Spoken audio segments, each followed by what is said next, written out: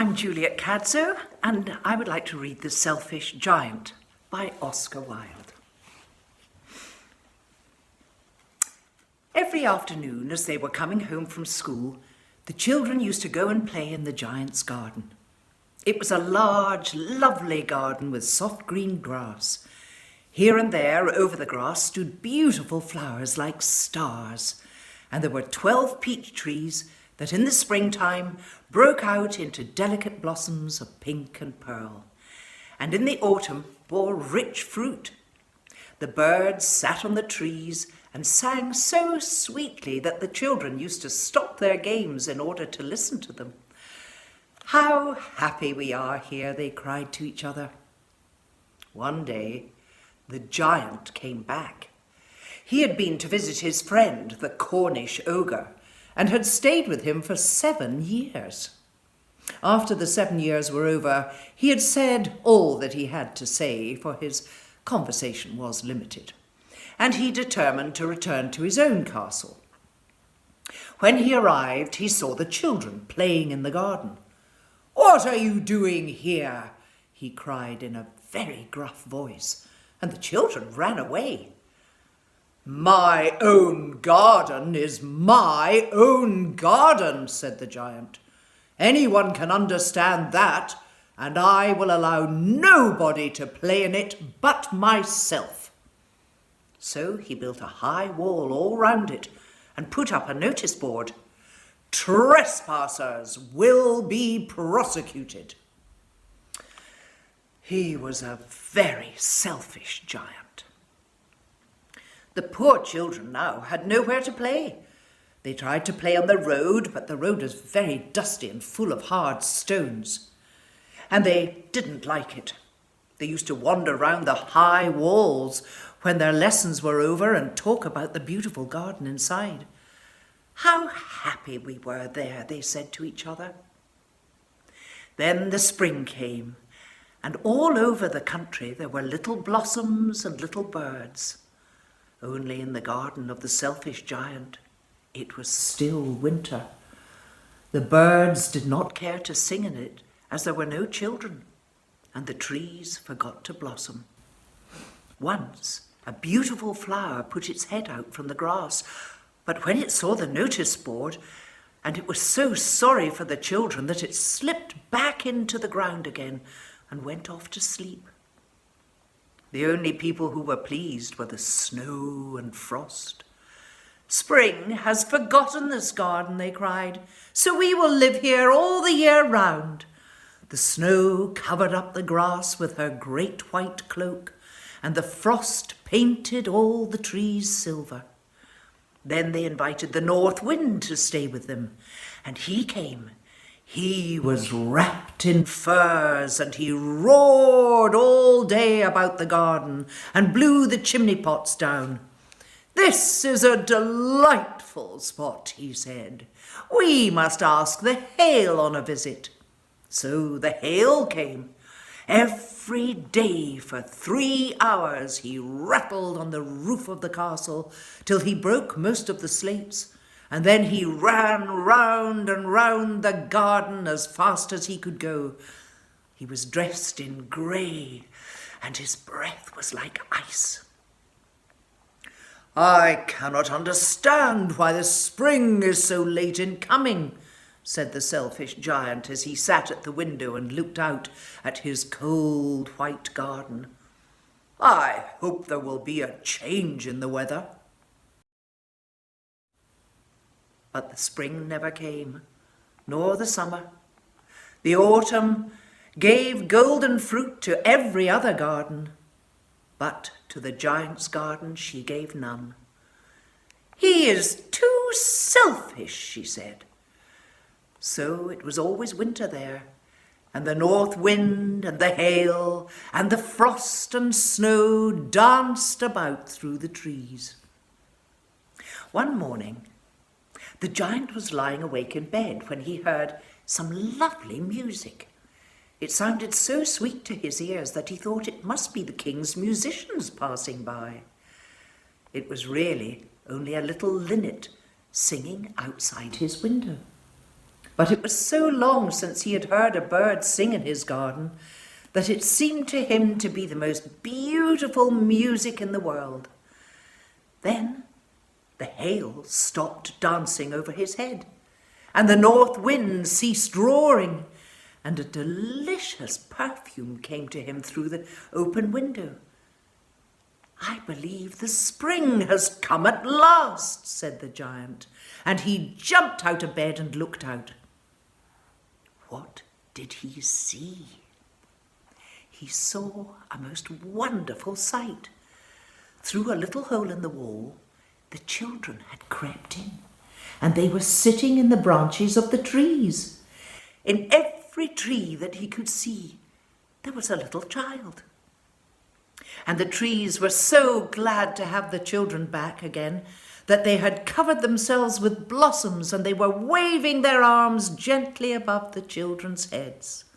The birds were flying about and twittering with delight, and the flowers were looking up through the green grass and laughing.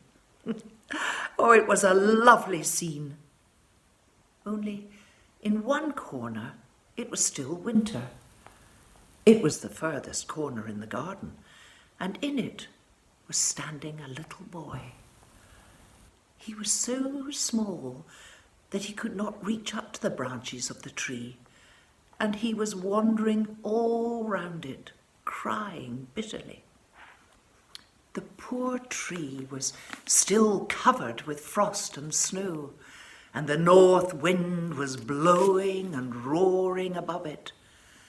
"Climb up, little boy," said the tree, and it bent its branches down as low as it could, but the boy was too tiny, and the giant's heart melted as he looked out. "How selfish I have been," he said. "Now I know why the spring would not come here. I will put the poor little boy on the top of the tree, and then I shall knock down the wall, and my garden shall be the children's playground for ever and ever." He was really very sorry for what he had done. So he crept downstairs and opened the front door quite softly and went out into the garden. But when the children saw him, they were so frightened that they all ran away, and the garden became winter again. Only the little boy did not run, for his eyes were so full of tears that he didn't see the giant coming. And the giant stole up behind him and took him gently in his hand and put him up into the tree. And the tree broke at once into blossom, and the birds came and sang on it, and the little boy stretched out his 2 arms and flung them round the giant's neck and kissed him. And the other children, when they saw that the giant was not wicked any longer, came running back, and with them came the spring. "It is your garden now, little children," said the giant. And he took a great axe and knocked down the wall. And when the people were going to market at 12 o'clock, they found the giant playing with the children in the most beautiful garden they had ever seen. All day long they played, and in the evening they came to the giant to bid him goodbye. "But where is your little companion?" he said. "The boy I put into the tree." The giant loved him the best because he had kissed him. "We don't know," answered the children. "He's gone away." "Well, you must tell him to be sure and come tomorrow," said the giant. But the children said that they did not know where he lived and had never seen him before. And the giant felt very sad. Every afternoon when school was over, the children came and played with the giant, but the little boy whom the giant loved was never seen again. The giant was very kind to all the children, yet he longed for his first little friend and often spoke of him. "How I would like to see him," he said.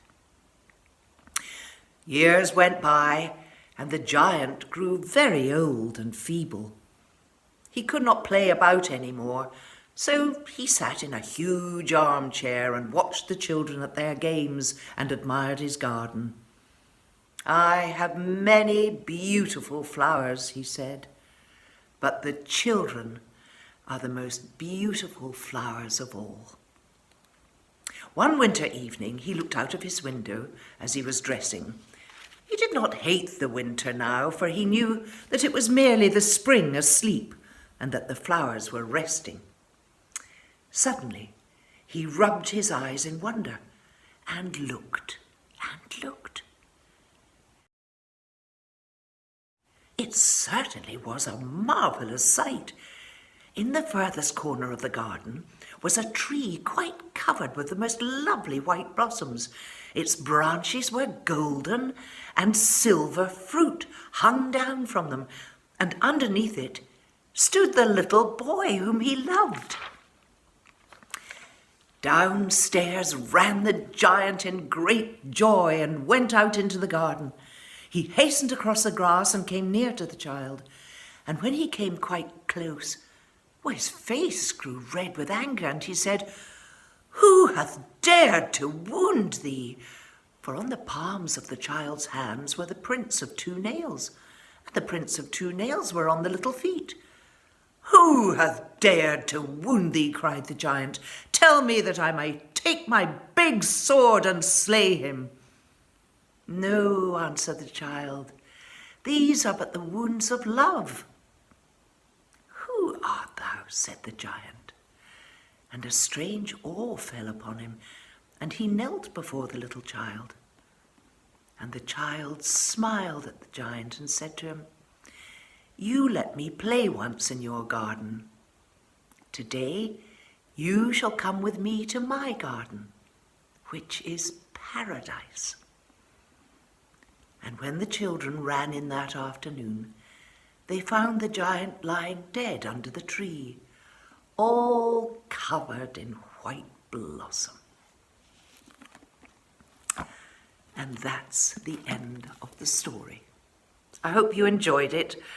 It's a little bit sad, but I think the giant was so very happy at the end.